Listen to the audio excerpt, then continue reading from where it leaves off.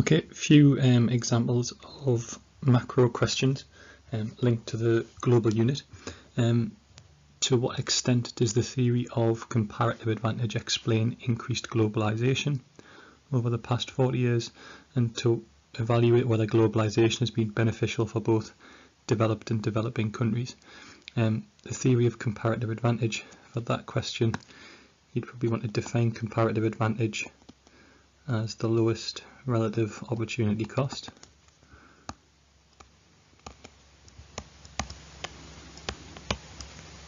And then using examples, and probably China as a developing country, UK as a developed country, you could do manufactured goods against financial services, and then you draw the graph and explain why China has specialised in one, the UK is specialised in the other. If you want it to be really accurate, you could make up some opportunity costs and calculate them, but it's not necessary for that question. But then as it to what extent are an evaluation question, you'd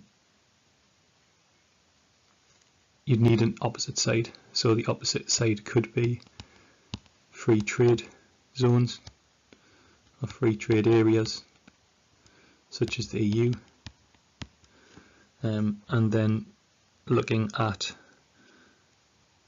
that as an alternative model, which would be an increase in intra-regional trade, whereas this one would be an increase in inter-regional trade based on the comparative advantages.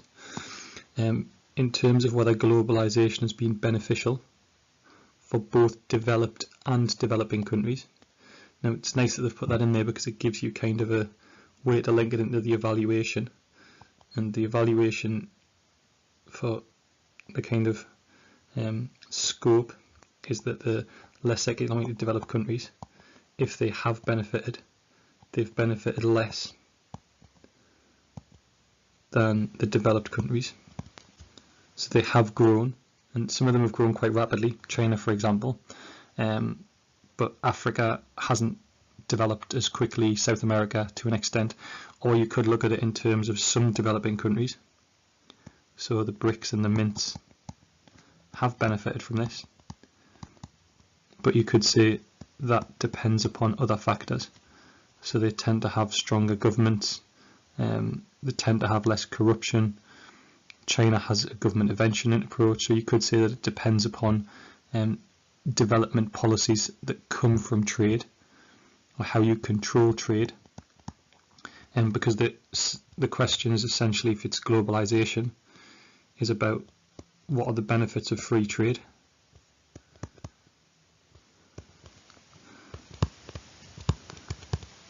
and what are the costs of free trade. And the costs tend to be things like negative externalities. So if this question was a question in the last unit talking about macro and microeconomics, you could link that into a negative externality graph. In terms of the bigger macro problem is inequality, and you could use the example of kind of low cost labour in China, and that reducing wages or increasing unemployment in other countries. Increasing unemployment in, say, the UK, with lower wages for lower skilled people, and that would mean that the gap between those and higher skilled people would increase. The benefits of free trade linked to the graph above. So the comparative advantage graph, or the question, the first one's looking at kind of to what extent it's really responsible for the trade pattern. So the globalization is an increase in global trade, and that pattern of surpluses and deficits across the world. So that question's a bit different. When it comes to the benefits of that, we don't necessarily need to redraw the graph, but you can explain it in terms of higher quality of goods if you specialise, lower priced goods from specialisation, greater choice as more markets are opened up, greater quantity. You could link it to employment and development.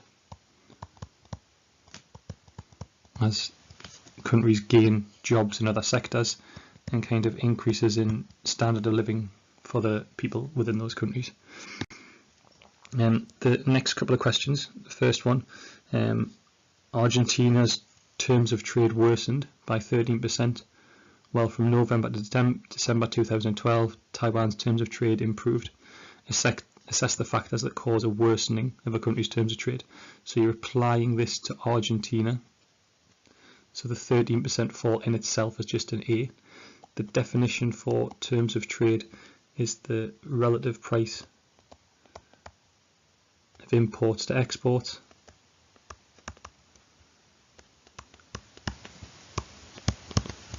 Or you can say, or to be completely accurate, it's the index of export prices over the index of import prices times by 100. This is looking at two sides that are causes. So one side would be the cause, and one side would be the significance of that cause.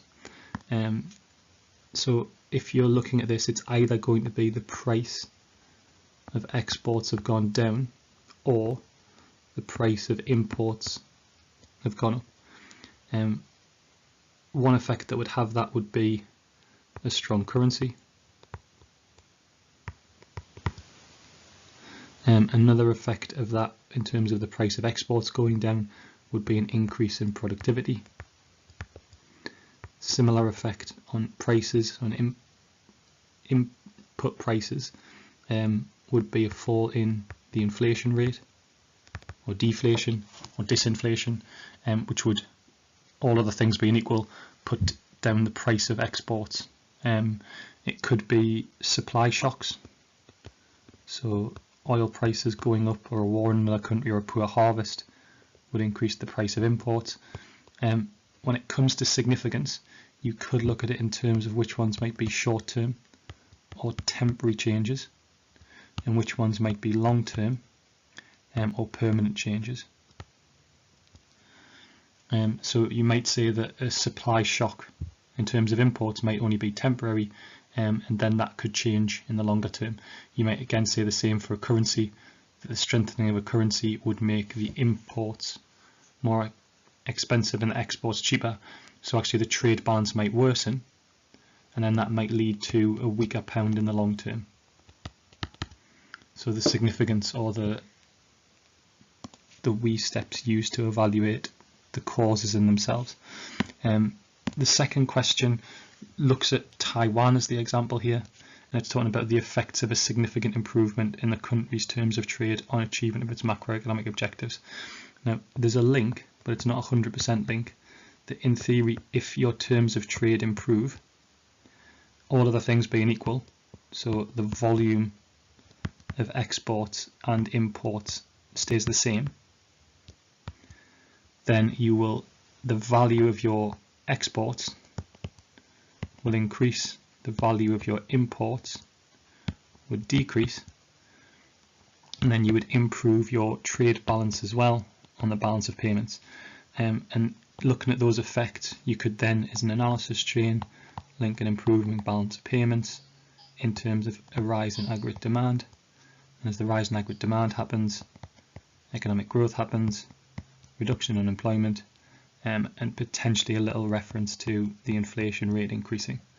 That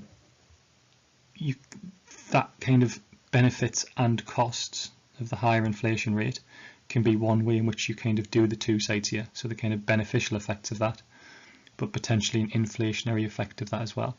It may also be, if you're improving terms of trade, you could link it to international competitiveness and say if the price of your exports are rising, you're potentially going to become less internationally competitive. So there's kind of two sides that you might link that to, especially through the inflation within the economy as well. Looking at it in terms of evaluating this from a larger mark question, you can say that it depends upon really the volumes. So if your exports become more expensive, or your imports become cheaper, you might actually get a worse trade balance.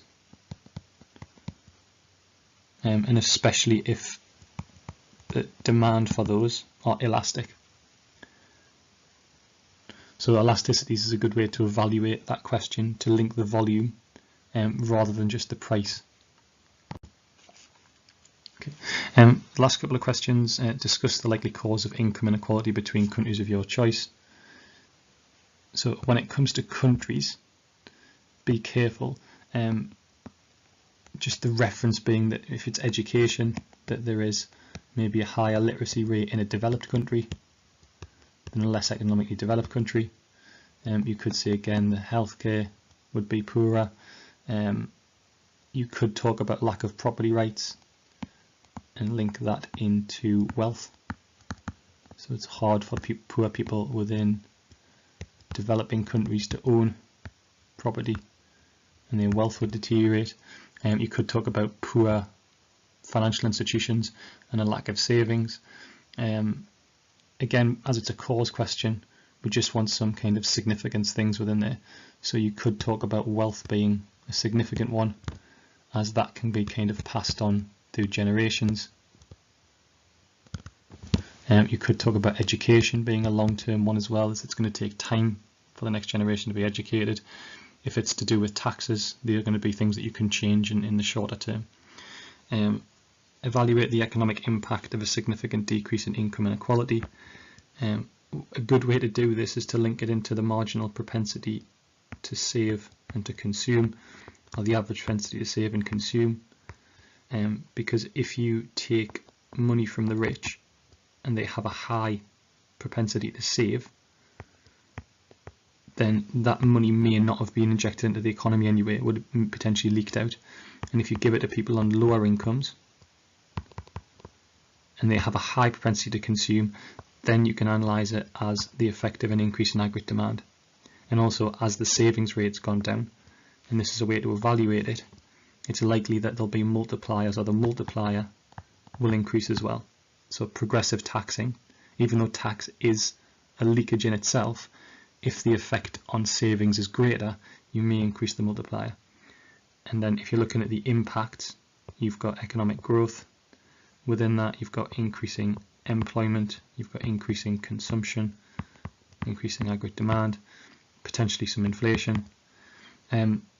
The argument against that, or the negatives, would be things like, for example, if you were to do something around wealth, increasing corporation tax or something like this, what that might do is reduce investment in your economy. And you could then analyse that using aggregate demand, aggregate supply, and in the longer term, net investment falls, so you would have an increase in inflation but an increase in unemployment as well, and that's analysed from that kind of crowding out effect. So you could say that the government doing some extra spending in itself, taxing, would crowd out the private sector. I think that would be an additional rather than a main argument. It kind of just links it together, especially if you're talking about kind of subsidising health, education and so on for that question.